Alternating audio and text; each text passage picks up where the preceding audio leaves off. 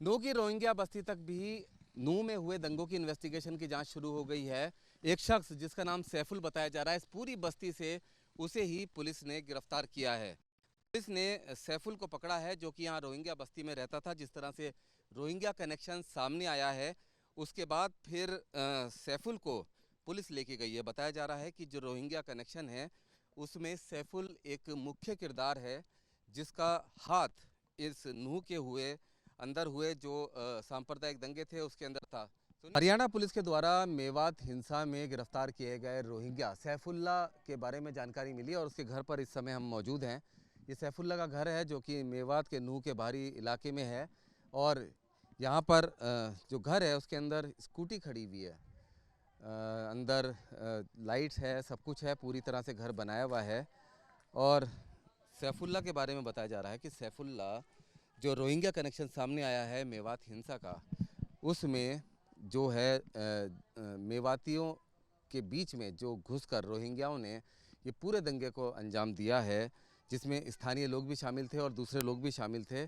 उसमें जो फंडिंग आई थी उसमें सैफुल्ला का हाथ बताया जा रहा है। इंटेलिजेंस इनपुट के बाद इस पूरी बस्ती से सिर्फ एक शख्स सैफुल्ला को गिरफ्तार किया गया है, जो कि बताया जा रहा है कि साल 2012 और 13 में भारत में आया था और उसके बाद में मेवात में रह रहा था। ये रोहिंग्या बस्ती है जहाँ पर ये सैफुल्ला का घर है। सैफुल्ला के पड़ोसी हमारे साथ है। क्या करता है सैफुल्ला? सैफुल्ला काम करता था, काहे का काम? बांस का, बम्बू का। ये बम्बू का काम करता था। जो ये घर वर बने हुए हैं इस तरह के बनाने का काम करता था, उसका एक्सपर्ट है। दुकान वगैरह में आना था, ये ऐसे गत्ता वत्ता की।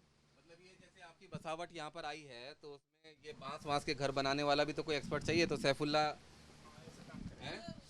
ऐसे काम करता था, बांस का काम है। बांस का काम करता था। हाँ, आप कब आए थे? 2012-13 में आए थे यहाँ पर? तो यहाँ पर आके सीधे मेवात कैसे आ गए? सीधे में मत आइए। कैसे? किसी ने कहा था यहाँ आने के लिए? जानते तो थे नहीं यहाँ की जगह?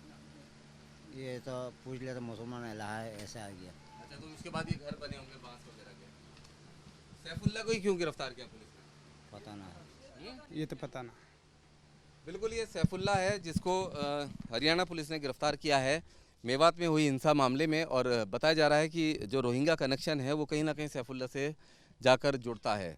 ये जो पूरे बांस के आप घर देख रहे हैं, जो बसावट है, सैफुल्ला इस तरह के घर बनाने में माहिर है और उसका काम इसी तरह के घर बनाना था। सीधे तौर पर ये लोग म्यांमार से भारत में आए और उसके बाद फिर सीधे मेवात आए। यहाँ पर आने के बाद ये पूरी सुनियोजित तरीके से कॉलोनी बसी हुई है।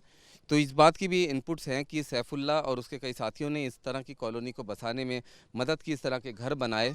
और उसके बाद जिस तरह का उसका घर भी दिखाया कि घर के अंदर तमाम आसाइश का सामान मौजूद है, स्कूटी मौजूद है और उसके बारे में बताया जाता है कि मजदूरी करता है।